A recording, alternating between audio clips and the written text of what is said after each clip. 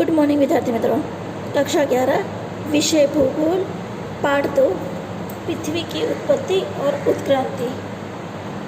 सबसे पहले हम थोड़ी प्रस्तावना की चर्चा कर लेते हैं। धरती मानव का जन्म स्थान है। मनुष्य अपनी सारी क्रिया या कार्यवाही यही धरती पर करता है। मानव का शरीर जो है वह मृत्यु के बाद इसी धरती में मिल जाता है। हमारी जो संस्कृति है या जो इतिहास है वो भी इसी पृथ्वी के या धरती के साथ जुड़ा हुआ है। इसी कारण ही मानव को धरती का पुत्र कहा गया है। जब से पृथ्वी पर मानव का अस्तित्व साकार हुआ है तब से पृथ्वी की उत्पत्ति से लेकर पृथ्वी की विविध वातावरणों के विषय में लगातार विचार होता रहा है। वैज्ञानिकों ने अनेकों क्षेत्रों में प्रगति हुई, फिर भी पृथ्वी की उत्पत्ति किस प्रकार हुई है, इस प्रश्न पर आज भी विवाद है। ब्रह्मांड के रहस्य आज भी रहस्यमय बने हुए हैं। आकाश में तारे क्यों चमकते हैं? तारों की संख्या कितनी है? क्या भगवान ने तारों का निर्माण किया है? क्या हम लोग मरने के बाद या पृथ्वी पर कोई भी व्यक्ति मृत्यु होने के बाद आकाश में तारा बन जाता है? आकाश में पृथ्वी किस तरह टिकी हुई है? पृथ्वी के गर्भ में क्या क्या छुपा हुआ है? हम लोग अंतरिक्ष के उस पार जा सकते हैं या इस ब्रह्मांड पर पृथ्वी के अलावा और किसी ग्रह पर जीव सृष्टि है? ये सभी प्रश्न हमारे मन में घूमते रहते हैं।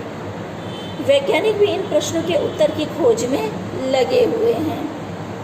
पृथ्वी की उत्पत्ति की पौराणिक मान्यताएं, जो हमारी मान्यता या जो धर्म ग्रंथ है उसमें अलग अलग बातें लिखी हुई हैं। पृथ्वी की उत्पत्ति को लेकर कई लोगों ने अलग अलग विचार अपने प्रस्तुत किए हैं। जो हमारी मान्यता है पहले हम उसे पढ़ते हैं। पृथ्वी की उत्पत्ति की मान्यताएं एवं समस्याएं विविध ग्रंथों में देखने को मिली है। प्राचीन काल में अनेकों देश के लोग पृथ्वी के आकार को अंडे के जैसी कल्पना करते थे। हिंदू लोगों ने प्राचीन काल में ब्रह्मदेव कई युगों तक ध्यान अवस्था में थे। जब वो ध्यान अवस्था से बाहर आए तो उन्होंने एक सोने के अंडे का निर्माण किया जो पृथ्वी है। क्रोएशिया देश में पृथ्वी को सूर्य देव द्वारा उत्पन्न हुआ अंडा माना जाता है और ये अंडा पृथ्वी है ऐसा कहा जाता है। हिंदू धर्म शास्त्रियों के अनुसार एक बड़े कछुआ है, उसके विशाल पीठ के ऊपर 4 विशाल हाथी हैं और उनके पीठ पर अर्धा गोलाकार पृथ्वी टिकी हुई है और पृथ्वी के सबसे ऊपर भाग में सूर्य लोक यानी स्वर्ग लोक है। कुछ लोग ये भी मानते हैं कि राक्षस की प्रचंड मजबूत पीठ पर पृथ्वी टिकी हुई है। जब वो राक्षस सोता है सब कुछ अच्छा है और जब वो जागता है या हलन चलन करता है तो कई समस्याएं उत्पन्न होती है तब और भूकंप भी शुरू होते हैं। कुछ प्रजातियां मानती हैं कि पृथ्वी 3 विशालकाय वेल के ऊपर टिकी है और प्राचीन काल के लोगों की मानना था कि कभी आकाश के उस पार कुछ अनोखा अटपटा एवं बुद्धिशाली यंत्र छुपा हुआ है। यह यंत्र घड़ी से शायद मिलता जुलता है। उसमें शायद पर्वत से भी बड़ी एवं विशालकाय दांतों वाले पहिए घूमते हैं और उसी से तारों सहित समस्त आकाश को पृथ्वी पर घुमाते हैं। हमारे पूर्वजों का मानना था कि पृथ्वी शेषनाग के फन पर टिकी हुई है। शेषनाग फन हिलाता है तो पृथ्वी हिलती है।